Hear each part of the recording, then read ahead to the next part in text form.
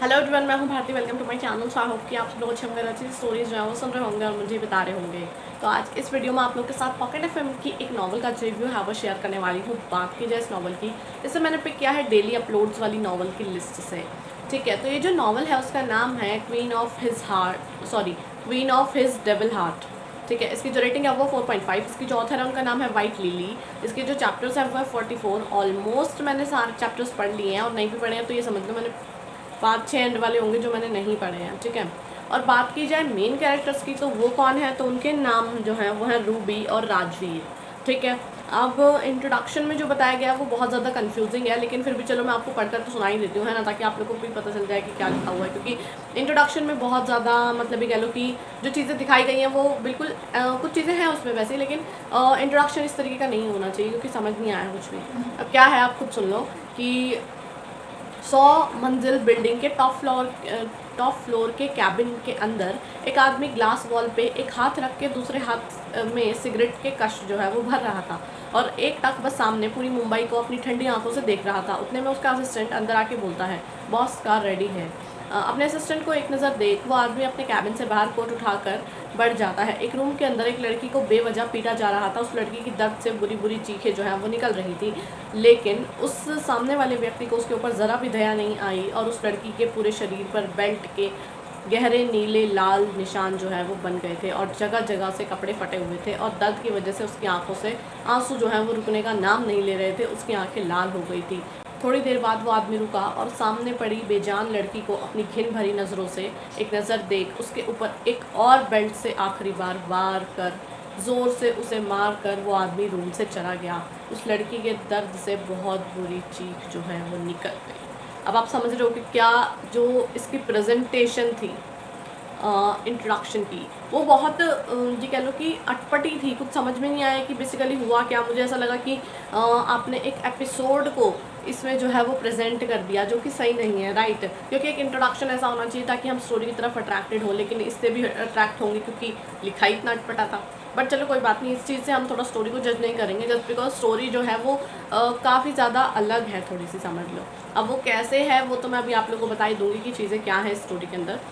लेकिन हाँ, आप ये समझ लो कि ये जो स्टोरी है ना ये बहुत ही ज़्यादा मिस्टीरियस है, क्योंकि जिस हिसाब से स्टार्ट में शुरू होती है अचानक से ही फ्लिप हो गई और वो कह लो कि गैप आ गया काफ़ी लंबा जो कि प्रॉपर्ली मेंशन नहीं किया गया, जो एक बहुत ज़्यादा अटपटी चीज़ थी। मतलब स्टार्ट होती है इस तरीके से कि जो हमारे हीरो हैं वो किसी औरत की जान बचाते हैं और वो जो औरत है वो प्रेग्नेंट थी। वो काफ़ी अमीर फैमिली से बिलोंग करती थी। वो अपने हस्बैंड के साथ जो है वो पूजा करने के लिए मंदिर गई थी। उनका पैर फिसल गया था लेकिन वो गिरती उससे पहले उस बच्चे ने जो है उनको बचा लिया और वो थे हमारे हीरो।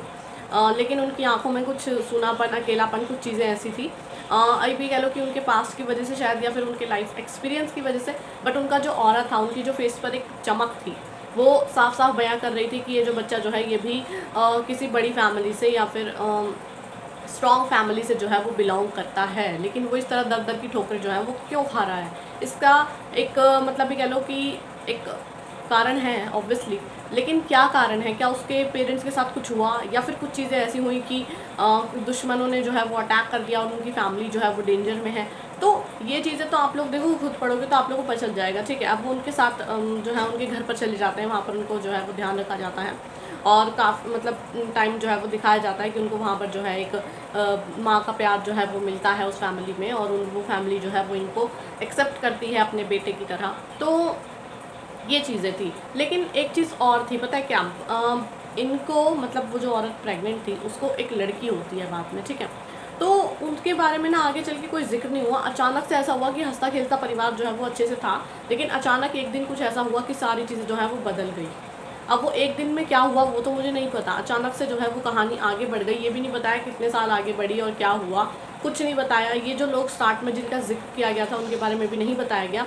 और दूसरी चीज़, इतना आगे बढ़ने के बाद मुझे ये नहीं पता चला कि कितने साल का गैप आया है और उस टाइम में वो बच्ची जो है वो कहाँ थी, समझ रहे हो आप लोग। फिर दूसरी तरफ हमारे हीरो का दिखा दिया जाता है कि वो जो है वो अकेले रहते हैं, बहुत ज़्यादा डेंजरस हैं और उनकी मतलब ये कह लो कि एक अलग ही ऑरा है। और फिर बाद में पता चलता है वो ये तो हमारे हीरो ही है, मतलब जो बच्चा स्टार्ट में दिखाया गया था वो चीज़ें, ठीक है। फिर उसके बाद क्या होता है, हमारी हीरोइन की दूसरी साइड दिखाई जाती है कि वो अपनी मतलब एक फैमिली में रह रही हैं जहाँ पर उनको जो है इस तरीके से टॉर्चर किया जाता है। ये जो आप लाइन्स मैंने अभी पढ़ के बताई वो टोटली हमारी हीरोइन के ऊपर ही थी कि उनको जो है किस तरीके से उस फैमिली में टॉर्चर किया जाता है और मतलब नीचा दिखाया जाता है, समझ रहे हो आप लोग। वो उनको जो है वो एक कैद करके रखते हैं, क्या रीज़न है क्यों उनको मारना पीटना है। और दूसरी चीज़, कैद करने के पीछे उनका सबसे बड़ा मकसद क्या है, ठीक है, ये एक सबसे बड़ा क्वेश्चन है। और तो और फिर इन सब चीज़ों से अलग वो जो है वो बच भी जाती हैं, मतलब वहाँ से नहीं तो ये समझ लो बचकर वो जैसे भी उस दलदल से जो है वो निकली। लेकिन उसके बाद वो हमारे हीरो के पास पहुँच गई। हीरो जो है वो उन्हें देखकर मे बी उनके कुछ पास्ट कनेक्शंस हैं दोनों के आपस में, लेकिन क्या है वो मुझे समझ में नहीं आया अभी तक, वो एक बहुत बड़ी मिस्ट्री है। जस्ट बिकॉज वो उनको देखकर कह रहे थे कि फाइनली तो मुझे मिल गई, तो मिल गई तो क्या, कहाँ मिली थी वो उनको, पहले क्या कुछ सीन था इनका आपस में, ये तो देखो मुझे नहीं पता। जैसे जैसे कहानी आगे बढ़ेगी, जैसे जैसे आप लोगों को भी समझ आएगा, मुझे पता चलता जाएगा।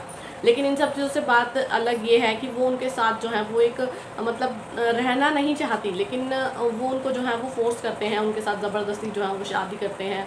मतलब देखा जाए तो थोड़ा इमोशनल, मेंटल, फिजिकल टॉर्चर जो है ना वो देखने को मिलता है। लेकिन धीरे धीरे आप लोग देखोगे कि वो उनको बोलते हैं कि तुम्हें एक शादी को इसको मौका देना चाहिए, लेकिन उनके साथ पास्ट में इतनी सारी अजीब अजीब चीज़ें हुई हैं या फिर ये कह लो कि इतना बुरा हुआ है, तो वो कैसे चीज़ों को एक्सेप्ट करे। ऊपर से तुमने भी जो है उसको ज़बरदस्ती अपने साथ रखा हुआ है, तो अटपटी। ऐसी बात नहीं है कि वो उनको जो है वो परेशान करता है या नहीं, लेकिन फिर भी एक तो होती है ना वो स्टार्ट वाली चीज़ें वो कैसे भूलें। अब आप बोल रहे होंगे कि क्या बोलते हैं उन्होंने स्टार्ट में उनको अच्छे से रखा होता, तो है ना, अब वही चीज़ मुझे लगती है कि स्टार्ट में वो उनको चीज़ें बताते हैं और इनको भी इनके बारे में जो है वो बहुत कुछ पता है, ठीक है।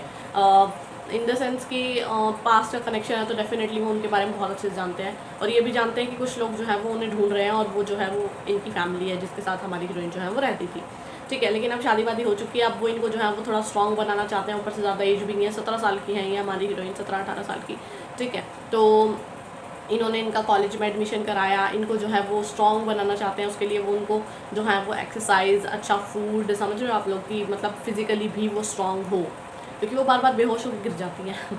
अब तुम उनको इतना ज़्यादा मेंटल जो है वो प्रेशर दोगे या फिर वो मेंटली इतना ज़्यादा डिप्रेस्ड फील करेंगी, तो भैया वो तो बेहोश होकर गिरेंगी ना, तो वो चीज़ वो समझ नहीं रहे उन्हें तो। पर चलो ठीक है, सारी चीज़ें अलग हैं।